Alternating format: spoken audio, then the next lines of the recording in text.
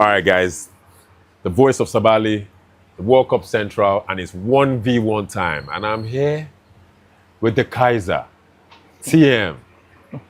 My man, we played football together for so many years. Yeah, I've enjoyed our banter. I've enjoyed Yeah. playing football with you on the pitch. And your football knowledge is beyond secondary, I would say. Beyond anything anyone can say. I put it to anyone. And I enjoy having those conversations with you. Thanks. I'm happy to have you here. Thank you. Urban Lagos, Voice of Sabali collaboration. We just finished the England-Ghana game, ended 0-0. I've always asked every guest of mine this question.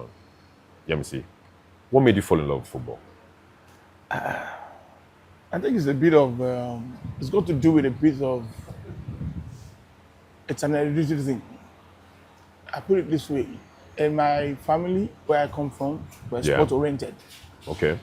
You know, growing up, young guy, it was all about football. Right. Of course, we used to play badminton and we used to play table tennis. So, but we're a sports-based family. But I love football. Football was something that has been out of this world for me. I remember when we lived on the island, and I was on Cameron Road. We used to have a wooden fence. And the only thing I did during holiday was hit the fence so hard with my balls that I like the balls to penetrate the wooden fence so that the next day they'll come and repair it. You know, it was that bad. Playing shots. I'm telling you. Correct. And when I was young, I remember my brothers nicknamed me Aloysius Atuegu. Yes, some of my brothers still call me Atuegu to me. Atuegu. Because Atuegu used to play so much shots for Super Eagles back then. Nice. That's it, basically. Okay. I like that. I like the way you started this. See, the World Cup always has history.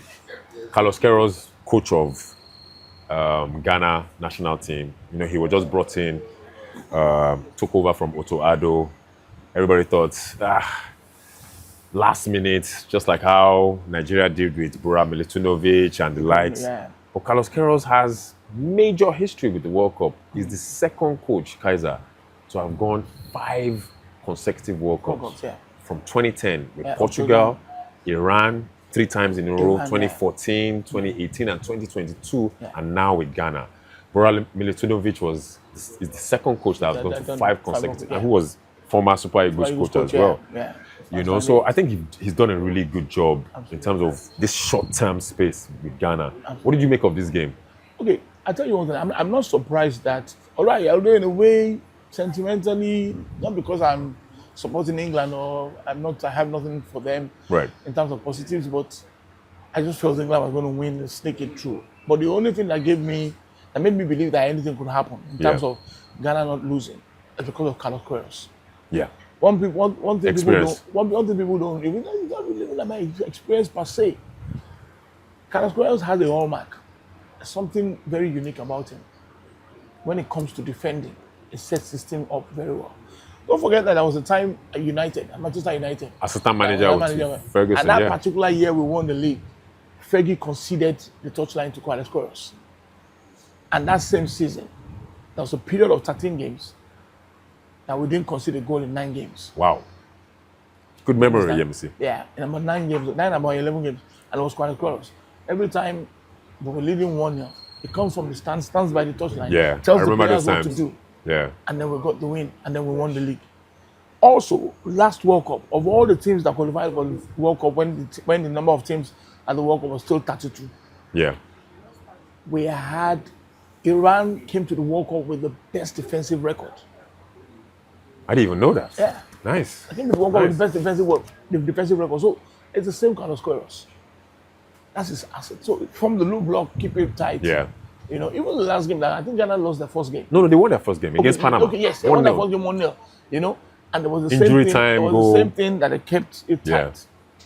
You understand? They kept it tight, and we've seen the same thing against England today. So, and you can expect that their last game against Croatia will also be very tight. They won't open it up because 5 points are guaranteed the next round. Yep. You understand? Yep. I mean, Ghana won't be aiming to go and say they want to top the league, the group. Yeah. They will want to be at least first line. Let's qualify for the next round. Oh, it made sense. This setup made sense because they're facing Croatia in their last game. Yeah. So 4 points from 2 games just shows that more or less, in a way, we have one leg in the round of 32.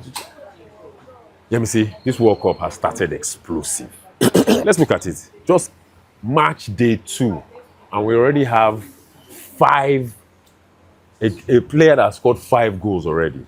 Lionel Messi in 2 games, 5 goals. Hat-trick first game, 2 goals against Austria. Erling Haaland, 2 goals in his first game, 2 goals against Senegal as well. Kylian Mbappe, 2 goals in his first game, 2 goals again against their opponents in what's it called? Who did France play? Senegal and France played. Who did they play again? I can't believe we can't remember. We'll remember as we go on. As we go on, we'll remember. Come on, guys. This is bad. And then the one 3-0 yesterday. Yes, that was the game that I'm trying to remember that they played. That was against. I think it's against one of these South American teams. Don't worry. It's just one of those things. We forgot it. This is actually quite sad that I can't remember right now. We will remember along the line. It is one of those things. So, I think it's down to the officiating. Allowing the game to flow. You see, at some point, we had almost destroyed football. Every little touch, the players go on the turf. Yeah. Every little tackle, they go down. Yeah. This time around, the referees are allowing what? Keep playing. Yeah. Not unnecessarily blowing. Yeah. So when you see when there's a flow of the game, when you allow the ball to flow, what it does is that we play more of football. Okay. In the last, I remember I read the report about the amount of minutes that a football game is played for. Out of 90 minutes, they say it was 60 minutes at most. 30 minutes of 90 minutes, there's no football. Yeah. And what's the major cause? Players falling down on the top. Now we're allowing football to flow. And those delays are not allowed anymore. So the officiating, the one that the keeper will hold on to the ball for 10, 15 seconds, now it has to be the 6 seconds. Yeah. The one that you allow physical play in the 6-yard box, thinking that you'll get more goals. Most times you get more fouls. They're allowing everything to flow. Play the game. There's a contact. Waste time, you are penalized, you get a corner. No time wasted. You go down, you have to go out of the pitch, and it takes you're not going to come back on the pitch until 1 minute after. No time wasted. But some will also say that the hydration breaks is also breaking that flow. It's breaking the flow of the game. But it's also helping the energy. So I have time to take a bit of water.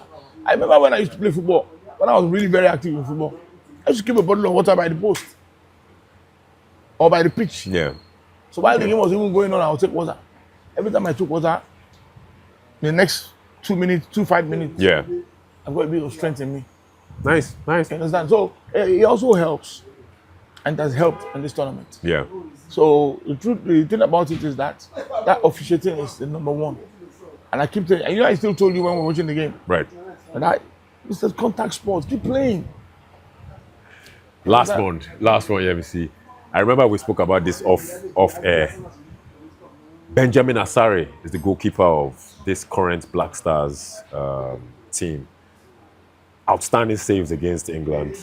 I think he's the best Ghanaian goalkeeper I've seen since Edward Ansau. And I know I'm going way back. Edward Ansau of Iwayan National back in the days. Edward Ansau almost played for Nigeria at some point. Yeah. Went to Leventis United. Thank you very much. Is this a difference now, seeing that Ghana actually have a very good goalkeeper? He's also home-based. Benjamin Asare playing in the Ghanaian Premier League. What do you think about the chances of Ghana with a good goalkeeper and that steady backline that Carlos Queiroz has brought into it? To be honest, when it comes to goalkeeper, Ghana has been one of the best that has happened to out of Africa. Yeah. For a long while, it used to be Cameroon that used to produce keepers back to back. Yeah. What's the one that kept in 82 World Cup? Anton Bell. No, not Anton Bell, the one before him. David Ngodiga. No, David wasn't. That was Nigeria. Sorry, Nigeria. I beg your pardon. It's Anton Bell. I remember his name. Was Anton Bell that came after him? Yeah. That was the keeper that caught when they playing against Italy. The Italian player struck the ball so hard and thought he had scored. The Cameroonian keeper caught the ball and kept it behind him on the line and threw the ball over like this. And everybody in the stadium clapped for him. That was 82. I've seen that, yeah. And that was 1982. Spain 82. Yes, Spain 82. So Cameroon has always had good goalkeepers. Yeah. They've had it back to back. back to back, Alan Khomeini. You understand? The one that I will remember, that 1982 goalkeeper, I must remember before we finish this program. And it was so good, and they've had it. But you see, in the case of Ghana, I don't think even Edward Ansah was so popular in Ghana as much as it was popular in Nigeria. Agreed. Yeah. Because when he was screaming for Leventis United, Leventis had a complete team. Yeah. And Uwe then, they were all in Leventis. But they had a squad. Yeah. Leventis had a squad that everybody knew was talented. And then they had a fantastic goalkeeper. I remember Leventis number 2, the guy that used to play number 2, the short guy. Now you're going back to the archives. I remember him. Is it Frank Amankwa? They had this number 2 guy, short guy. He was also Ghanaian. I know in those days there were a lot of Ghanaians in our league. Yeah, they were. But the standout player was Edward Ansah. Yeah, it was. So for this guy, for what he did today, he's done very well, exceptionally well. And I hope he can match. I'm not so sure he'll be able to match Edward Ansah's. Yeah, he's 33 years old, so he's at his peak. But he's shown us in this tournament as a fantastic goalkeeper. Yeah. He hasn't conceded in 2 games. So that just shows you. So, of course, his backline has also helped. Absolutely. You know? And when it comes to Africa as a whole, I think after Morocco is the best team in Africa, whether we like it or not. Whether they give the trophy to Senegal or they take it away from them and give it to Morocco. In terms of ability, Morocco is the best as a squad, team. I think the closest thing to Morocco is actually Nigeria at the moment.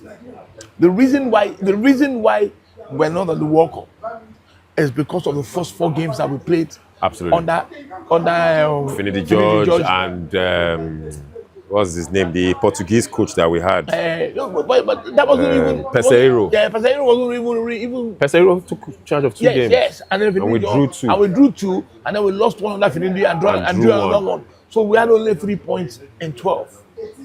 That's the reason why we haven't qualified.